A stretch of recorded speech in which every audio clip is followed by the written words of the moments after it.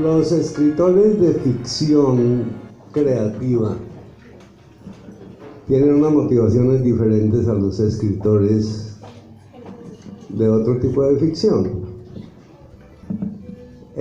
La motivación del escritor anecdótico, como son casi todos los escritores latinoamericanos, es la decisión que toma esa persona de escribir un libro, busca un tema y arranca con él. Al escritor de escritura creativa le pasa lo contrario. Aunque no quiera escribir, una idea llega y le golpea la cabeza y le toca escribirle aunque no sepa. Esa es la diferencia de esas dos clases de escritura. Una pregunta muy frecuente es ¿cuándo me llegó a mí ese golpe en la cabeza? Entonces quiero contarles que fue a raíz de una noticia que recibí en 1987, esa fue la noticia que empezó a desarrollar en mí la necesidad de escribir. La noticia decía: Gustavo es marica. No se ilusionen que se trata de otro Gustavo. Resulta que en el colegio, por allá en los años 61, 62, 63, en el colegio de Ramírez, éramos un grupo de compañeros y había uno que se llamaba Gustavo, que era pues del grupo nuestro, muy unido. Yo estudié en ese colegio hasta el año 63, cuando conocí a la señora Isabelita y me casé con ella en ese año. Y me salí a estudiar y nunca volví a estudiar.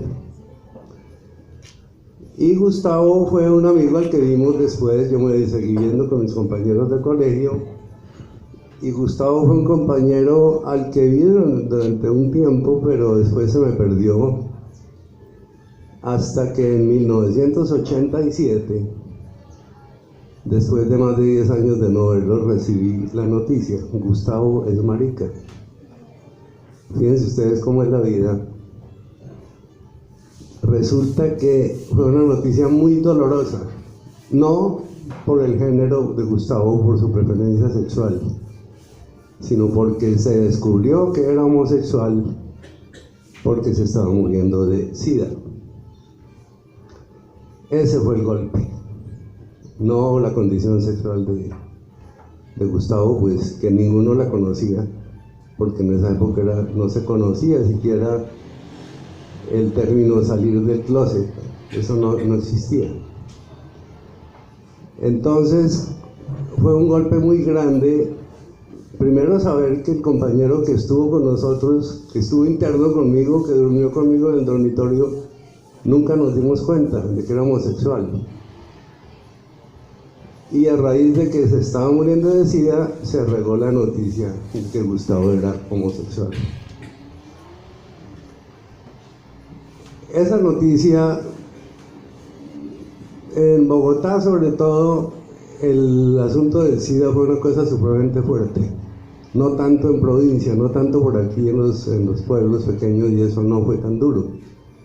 En Bogotá fue muy duro. Yo recuerdo perfectamente en el año 81, cuando salió la primera noticia del primer enfermo de SIDA que se estaba muriendo. El primer caso clínico que se conoció en los Estados Unidos y que fue el primero que se murió. De ahí en adelante empezaron a morirse todos los enfermos de SIDA, el 100% de los enfermos, cuando sabían que estaban enfermos ya era en una etapa terminal. Y todos invariablemente fueron homosexuales durante los primeros 5 o 6 años de la enfermedad. La primera mujer vino a morir en el año 86, la primera mujer famosa, pues, que fue la modelo Guía Caragui, de la que se hizo una película muy linda que se llama Guía, y que fue el primer protagónico importante de Angelina Jolie. Pero antes de eso, el SIDA era sinónimo de homosexualidad. Había casos especiales en que era por una transfusión de sangre o cosas así, pero por lo general era por la condición sexual. Y todo el mundo se moría. En 1980 salieron los voluntarios infectados del laboratorio, y en el 81 apareció el primero en San Francisco, en Estados Unidos, y todos eran haitianos y todos eran homosexuales.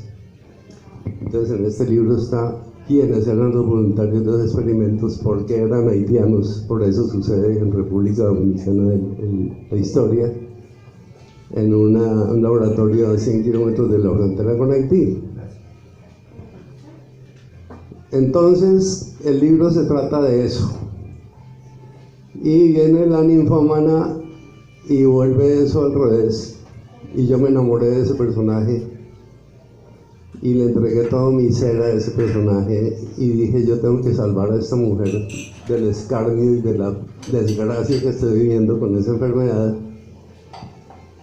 y le puse toda la parte buena que puedo yo tener como persona, se la puse a ella para tratar de sacarla adelante del libro. No les voy a decir si lo logré o no, los que ya lo leyeron saben qué pasó, los que no lo han leído les tocará leerlo. Entonces ese libro costó mucho trabajo, pues empezó a gestarse en el año 90 y se vino a escribir totalmente el año 99 y se publicó en el 2000.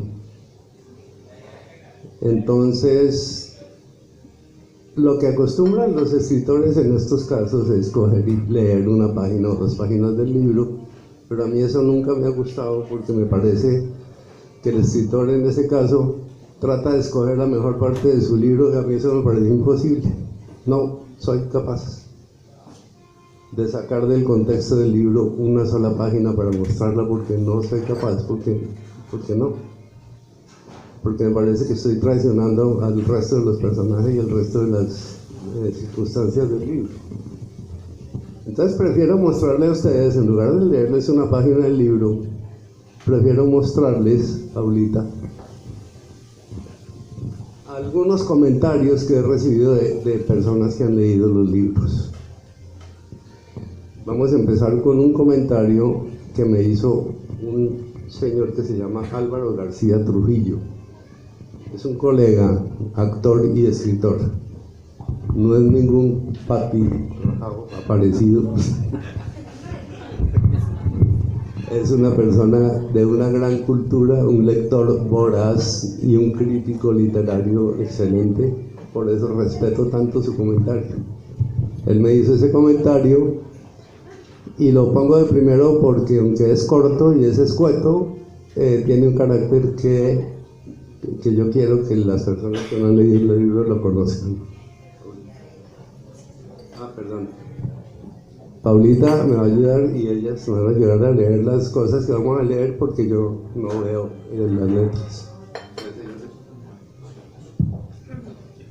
Recomiendo sobremanera las novelas de Corredor Ortiz.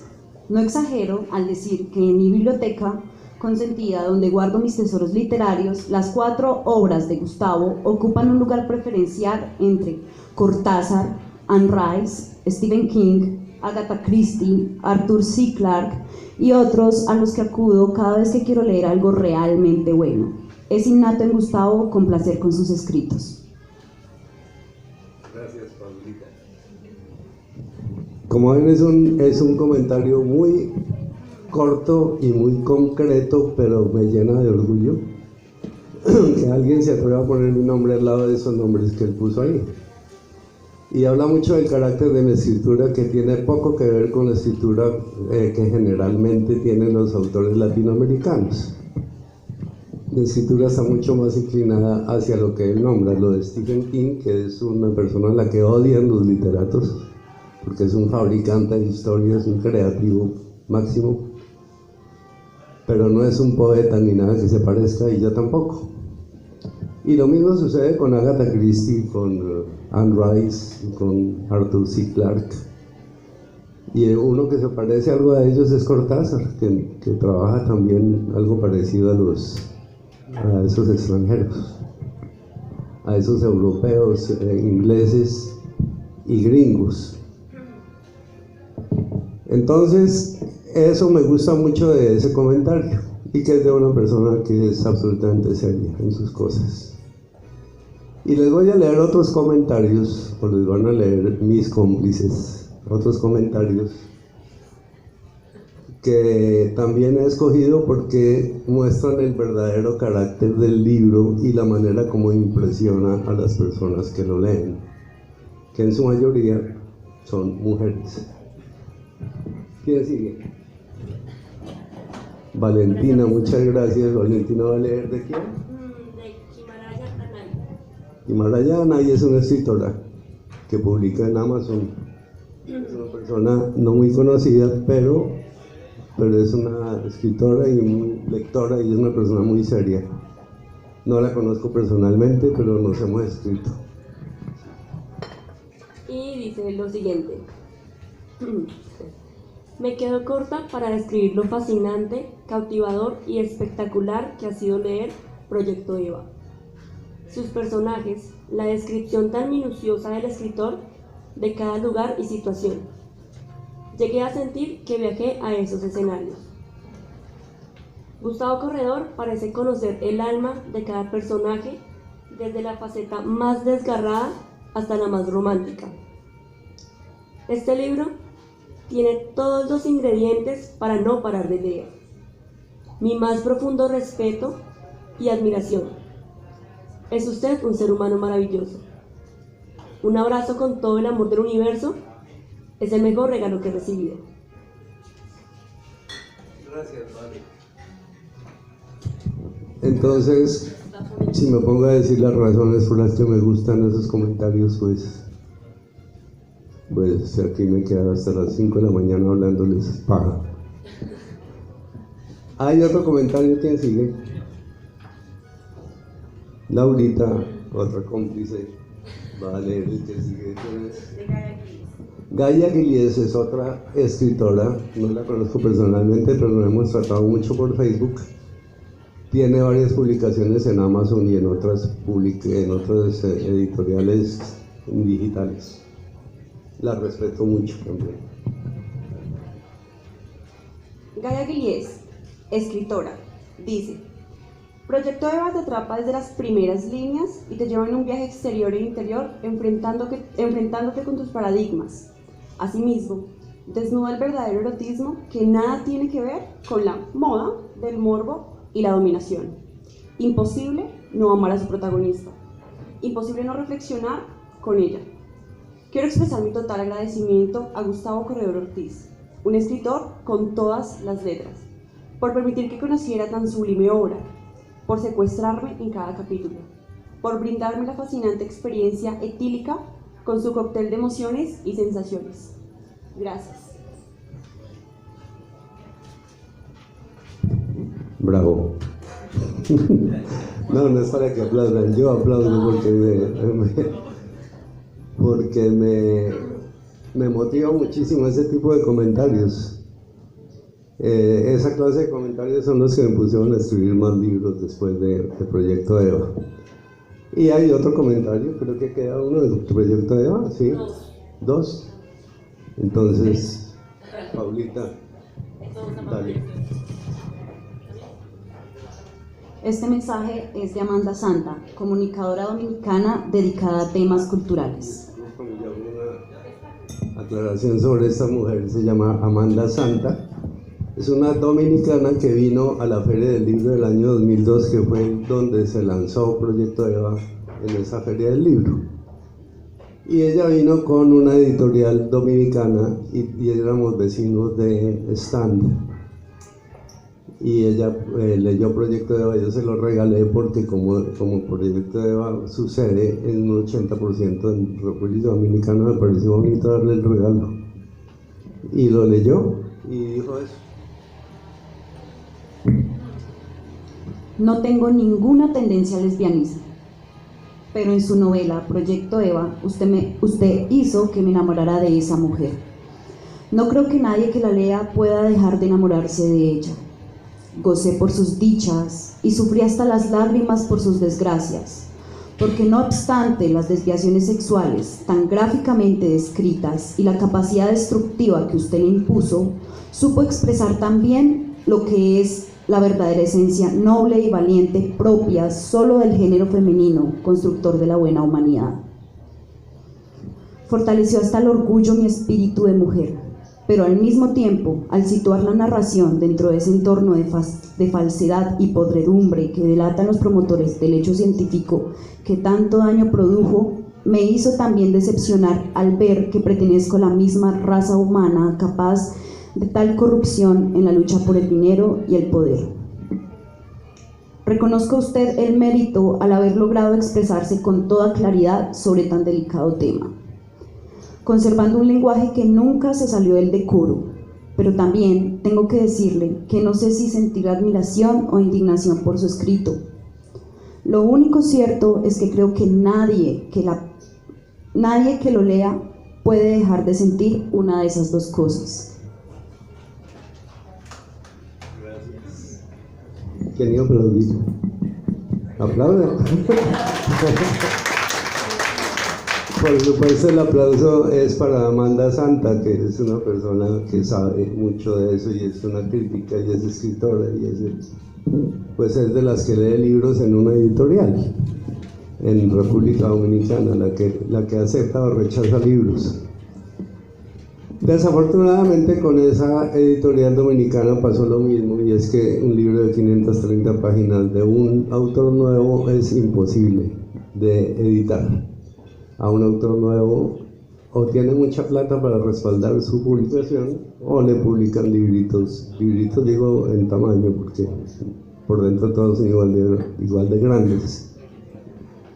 Entonces publican libros de 180, 220 páginas, pero de 530 ya tiene que ser un escritor conocido para que garantice la venta por el costo del libro. Y eso es un negocio, al fin y al cabo. Nos queda un comentario del proyecto de Eva. Valentina, dale. Bueno, este comentario es de Catalina R. López.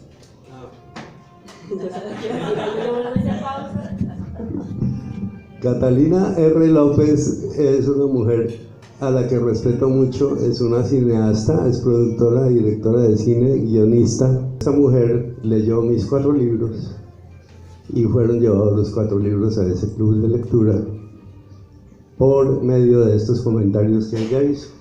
Dale, perdóname. Entonces hace un comentario sobre ese libro de Eva. Dice: es necesario empezar por un enorme agradecimiento a Gustavo Corredor Ortiz por traer Proyecto Eva a mi vida.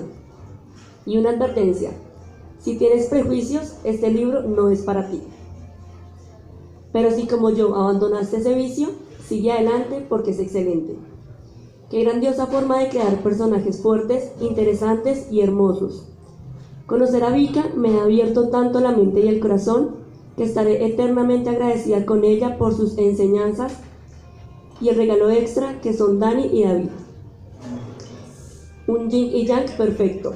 No creo necesitar más explicación. Ya dejando de lado lo romántico que me tocó profundamente, vamos a lo erótico que llegó incluso más profundo. Siendo una novela erótica, tiene el sexo incluido de una manera tan orgánica que te sientes llevado de la mano y depositado sobre la cama, sin poder negarte, para luego llevarte al completo éxtasis todos juntos. Solo puedo decir, bravo.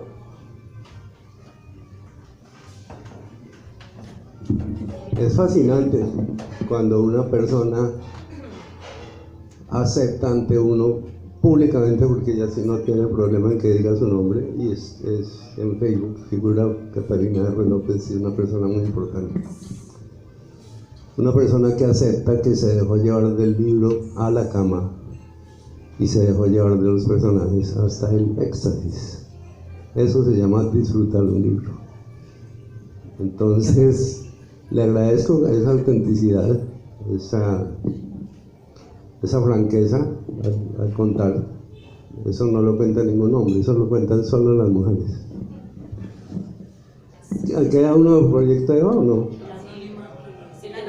El anónimo. Este es una persona que yo sé quién es, pero que también hace unas confesiones bastante íntimas en el comentario, y me pidió el favor de que no dijera su nombre, y pues se lo respeto. Lo tiene Laurita. comentario es bien interesante.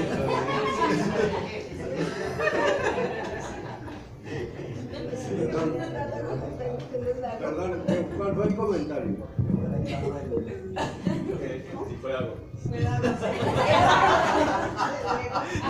¿Cuál fue el comentario? Sí, ¿qué dijo Daguito?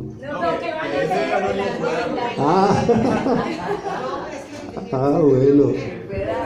Sí, sí. Bueno, dale, Laurita, perdón. Bueno, dice: con todo el boom que le están haciendo a las 50 sombras de Grey, muy entusiasmada por esa gran afición que tengo hacia los temas eróticos, corrí a comprar los 3 libros y a ver la película. Disfruté la película, me entretuvo y hasta me excité un poco en un par de escenas, pero no me cautivó. Con los libros me fue mejor. Ya te he mencionado la facilidad que tengo para entregarme las fantasías, y pasé ratos muy intensos y agradables con algunos pasajes, pero no más. No pasó de un revolcón intrascendente con el señor Grey, pero sin ninguna consecuencia. A lo que quiero llegar es a decirte que estas obras no le dan la talla a tu proyecto Eva. Quiero volver a felicitarte por ese libro, porque encuentro que todavía, después de 3 años de haberlo conocido, a veces releo algunos pasajes y vuelvo a entregarme a esos personajes de los que me enamoré para toda la vida. Amo a Vika, a Dani y a David. Les hago el amor con todo mi ser y tengo con ellos orgasmos maravillosos. Y cuando quiero morbo puro y sin compromisos, me les meo a las voluntarias y voluntarios de los experimentos y me revuelco con ellos. Lo que quiero decir es que tus personajes son mucho más reales y mejor estructurados que los de Grey. Y no está basado solo en aberraciones. Y además del sexo, pues está el resto. Con Grey no hay resto. Es únicamente sexo. En cambio, nuestro proyecto Eva es una historia completa en la que el sexo es uno más de los varios elementos que la componen y que conforman todos estos complejos conflictos que nos atrapan y nos arrastran entre el drama y el suspenso. Te felicito de nuevo, mi querido Gustavo. Gracias por este libro maravilloso que no conocemos ni 1000 personas. Y te reitero que es mejor que esos que han vendido más de 50 millones de ejemplares, pero no por mayor calidad, sino por el respaldo de millones de dólares en publicidad. Como tú dices, ponte un beso enorme.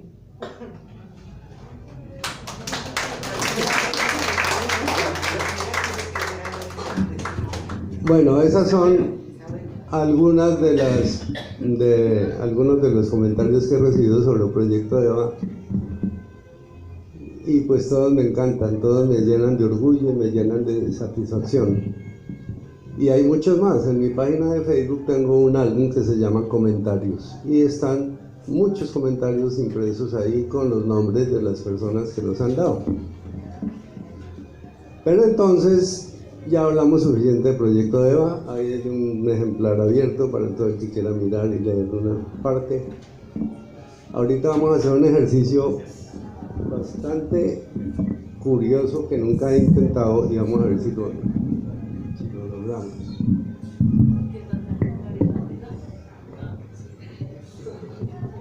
Entonces, eso es Proyecto Eva. Es mucho más que eso, pero eso es lo que queremos mostrar. Aquí hay un par de personas que han leído Proyecto Eva y me han hecho comentarios muy estimulantes. Ahora viene el libro Operación Ameba y Serpiente. No hay tantos comentarios sobre ese libro, no vamos a leer sino uno. Quiero contarles que se trata de después del parto que significó la escritura de Proyecto Eva, un parto doloroso que me dejó en una depresión postparto bastante grave. Entonces vino, ¿qué pasó aquí? Gracias, viejito. Entonces vino después del descanso de la mente de ese sufrimiento que fue la escritura del Proyecto Eva, que fue una cosa muy intensa. Me acuerdo un comentario verbal que me hizo el señor Mayolo, el director de cine, Carlos José Mayolo, que cuando leyó el libro, Carlos José fue también compañero mío, también conoció a Gustavo. Y es un director de cine muy conocido que murió a causa de la afición a la cocaína y esas cosas. Pero como mente, ese tipo era un genio completo. Y ese señor, el comentario que me dijo fue, cuando leyó Proyecto Avea, me dijo: Gustavo, usted es un hijo de puta. Eso fue lo que me dijo. Le dije: sí, yo sé, pero ¿por qué? Me dijo: porque para escribir esto, usted tuvo que abandonar a su familia por lo menos durante un año. Usted no me va a decir que esto lo vino escribiendo en las horas hábiles, sino de que esta es una historia que nadie puede escribir si no se vuelve loco escribiendo. Y ese comentario más acertado que me ha hecho alguien, porque eso fue cierto. Para escribir ese libro me fui a vivir solo en un apartamento. Estábamos separados de la señora Isabelita en esos días. Tomás, nuestro hijo, se fue a vivir conmigo un tiempo, pero yo me metí en ese apartamento y no hice absolutamente nada más que escribir y llorar. Me cortaron el agua, me cortaron la luz, me cortaron el teléfono y no me importó, porque estaba primero la pasión por ese libro. Y, o sea que Carlos Mellolo tuvo toda la razón. Usted abandonó a su familia, porque uno no puede escribir una obra como esa sin abandonar a todo el resto del mundo. Y sí, tiene toda la razón. Entonces, después de haber pasado eso, ese año escribiendo en esa forma, con esa pasión y con esa locura y con esa entrega demencial que significó la escritura de ese libro, entonces vino la paz interior y la paz física y todo, y dije: voy a escribir algo totalmente distinto, ojalá diametralmente opuesto. Y vi a unas personas en unas situaciones, un par de viejitas de 80 años que salían a pasear cuando vivíamos en el barrio Tierra Linda, y yo salía a caminar por las mañanas a dar unas vueltas trotando para mantener el estado físico. Entonces había dos viejitas que me saludaban, divinas las viejitas, me picaban el ojo y me mandaban besitos. Viejitas de 80 años, yo tenía en ese momento 50, era más bonito que ahora. Entonces las dos viejitas eran muy simpáticas, muy queridas, y uno les cogía cariño a esas personas a las que ve todos los días durante un tiempo. En esos días empezó a aparecer en la bahía de la iglesia del barrio Tierra Linda un par de carros, un carro rojo que llegaba primero y se cuadraba un señor. Detrás llegaba un carro azul y se cuadraba con una señora. Y el señor se bajaba del carro rojo, se pasaba para el carro azul, y estaba hablando de las 6 de la mañana, 6:15. Y ahí se veía que se abrazaban y se saludaban muy efusivos. Después se empañaban los vidrios del carro y uno no sabía qué pasaba entre el carro. Y las viejitas las vi yo un día mirando el carro a ver qué pasaba, mirándolo de lejos. Esa curiosidad de esas viejitas por ese carro me abrió la mente hacia la historia de este libro. Voy a contar el principio de la historia porque está en las primeras páginas. Esas viejitas hay una de ellas, dos, que tiene muchos problemas de plata. Está a punto de perder su casa porque una muchacha del servicio que trabajó mucho tiempo con ella la demandó. En fin, una cantidad de problemas de los que puede tener una viejita que vive de la pensión del marido, que fue un militar al que asesinaron hace un poco de años. Entonces, las dos viejitas, para solucionar el problema, les da por decir: ese par que se encuentran ahí son amantes, averigüemos quiénes son, con las placas de los carros, y vamos a chantajear a esa gente. Y se meten las viejitas a hacer el chantaje, y meten a todo el planeta en una cantidad de líos, la cosa más tremenda y la cosa más... Por aquí hay gente que también ha leído ese libro y me ha hecho también comentarios muy lindos. Entonces es un libro muy divertido, totalmente opuesto a lo que es Proyecto Eva. Entonces, Catalina R. López, la misma señora que acaba de leer y acaba de hacer la confesión esa, también leyó Operación Alma de Serpiente. ¿Y quién tiene el comentario de Catalina R. López? Laurita, por favor.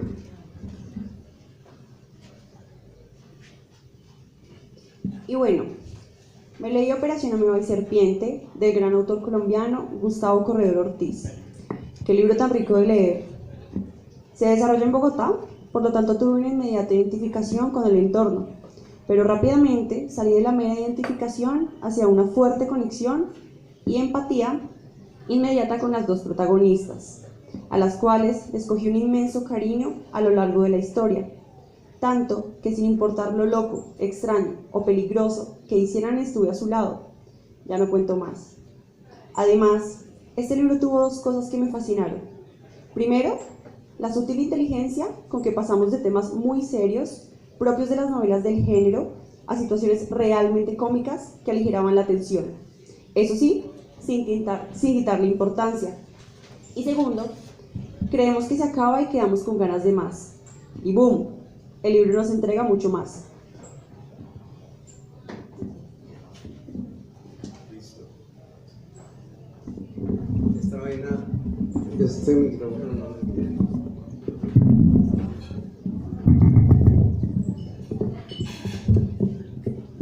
Entonces, eso es Operación Amada y Serpiente, un divertimento, una cosa linda que se dio después de un sufrimiento enorme que fue el Proyecto Eva.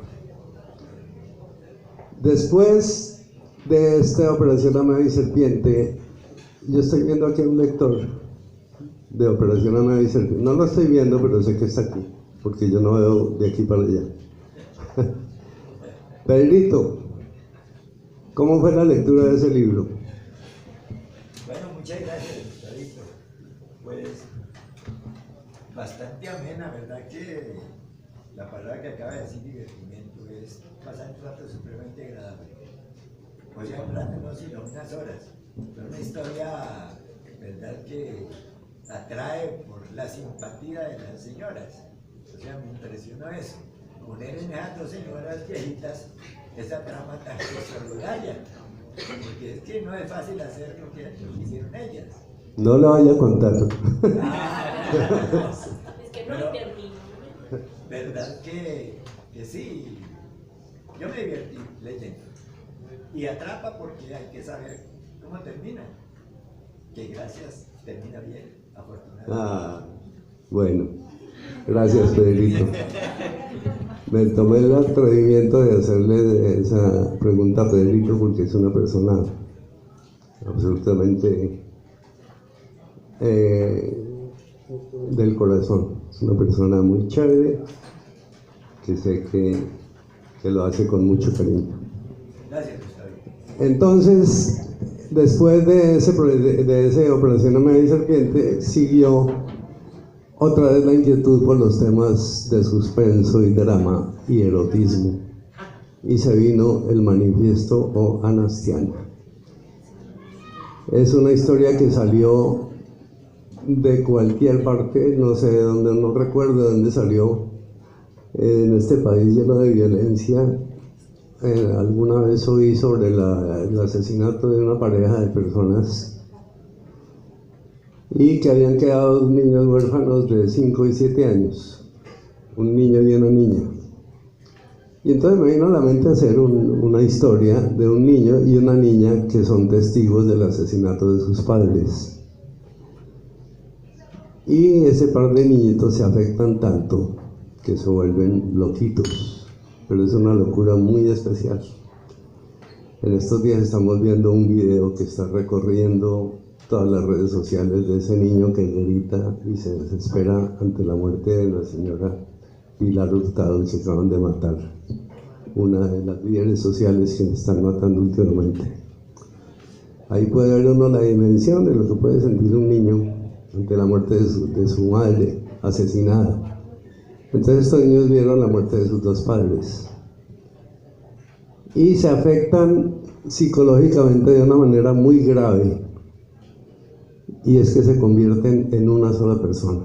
Ellos dos no conciben la vida sino sabiendo que son una sola persona, los dos, y dedican su vida, ese ser que es único, dedica su vida a cobrarse la venganza por esa muerte de sus padres. Ese es el tema del libro. Y tiene una cantidad pues de otros elementos que aparecen y desaparecen, y aparece gente también de los libros anteriores. Les quiero contar que en los 4 libros hay un solo personaje que aparece en todos, que se llama Gerardo, que es el relator de las 4 historias, que es mi alter ego, digamos, el que me representa como narrador de la historia. Pero en realidad los que me representan son los que dicen lo que yo quiero decir, o sea, los locos. Entonces, Paulita tiene ese comentario, dale. Y es de Catalina R. López, que lo hizo en su club de lectura.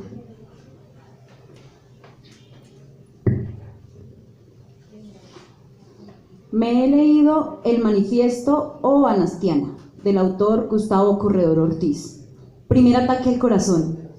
Empezar con una conexión de mis amigos de Proyecto Eva. Gracias por eso, lo amé. Aquí juegan literalmente 3 personajes maravillosos. Me impresiona la capacidad de crear personalidades que me hacen cuestionar todo lo que somos. Lo que creemos son principios morales inamovibles, para darme cuenta al final de que solo somos humanos y que como seres críticos podemos movernos dentro de la realidad con los recursos que contamos. Gustavo me ha puesto en una situación espinosa. En este momento que conoces lo mejor y lo peor de alguien, y si decides quedarte es bajo tu propio riesgo. Pues yo decidí quedarme en las buenas y en las malas, terminando además con otro ataque al corazón que fue un brindis con fecha de vencimiento. Me dejó lágrimas de paz, si para alguien tiene lógica eso. Después de leerme 3 libros de este autor, me declaro seducida por sus personajes, sus mujeres sobre todo. Son fuertes, decididas y amorosas, cada una con decisiones de vida supremamente intensas y que las llevan a los límites de su propia comprensión y la de nuestra. Pero desde el amor que encuentran la salida a todo, entregando una nueva generación a este mundo con esta valiosa lección. Mi total admiración por Tatiana y Daniela.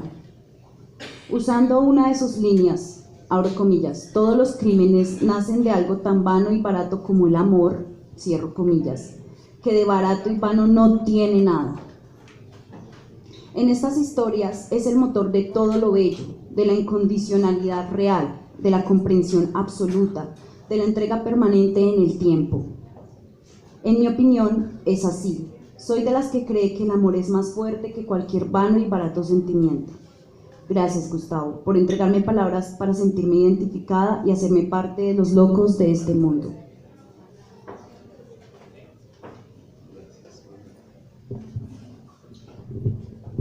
Bueno, pues son comentarios que lo dejan a uno, como autor, pues, me refiero a eso. Lo dejan muy satisfecho y con ganas de seguir escribiendo, sin duda. Lo justifican a uno como autor.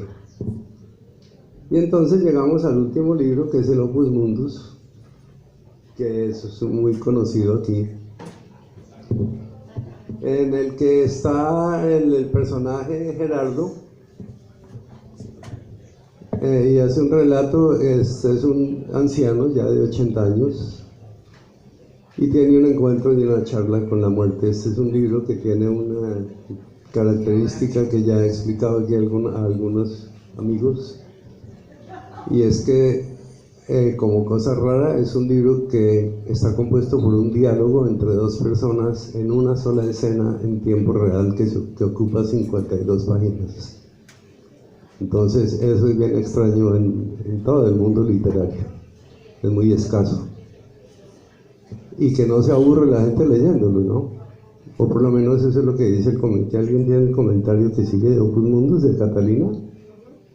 ¿Tú lo tienes? Por favor, Laurita.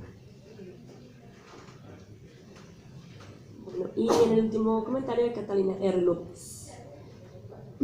Me he leído Opus Mundus y unos agregados, del autor Gustavo Corredor Ortiz.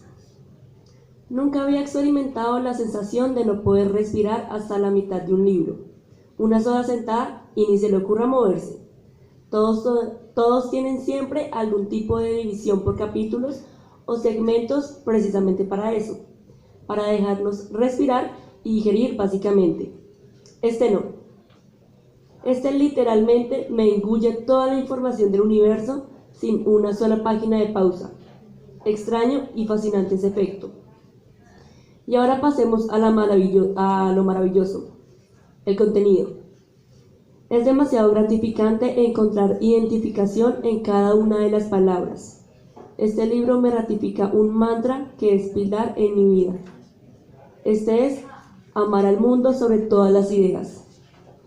Aquí encontré las palabras perfectas para explicar lo que es vivir en amor.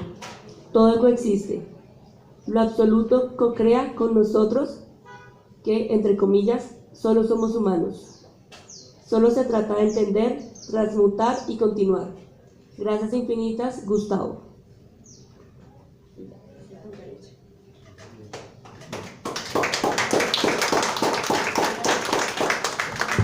Gracias infinitas. Ahora quiero hacer un ejercicio en el que va a participar todo el mundo. Aquí hay más de 100 pasajes de los 4 libros. Lo hago por lo que les contaba, de que me parece imposible sacar una parte de un libro para leerla fuera del contexto del resto del libro. Entonces dije, voy a sacar un poco de frases, de pasajes de los 4 libros. Por favor, barájeme a alguien eso, que se desordene, que no estén seguidos los libros.